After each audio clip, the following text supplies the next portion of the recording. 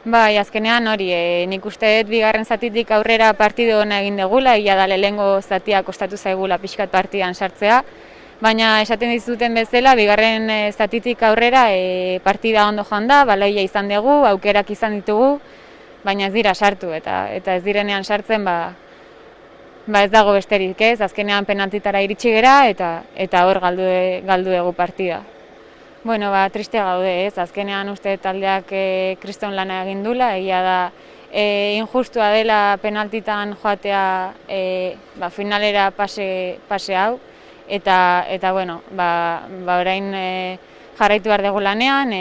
uste dut partido ona egin degula, eta nik uste dut hortan jarraitu behar degula, ez, lanean, ze nik uste dut aukerak iritsiko direla, eta ikasi behar degula ere, porrot gogorrontatik. Bueno, pues triste, ¿no? Creo que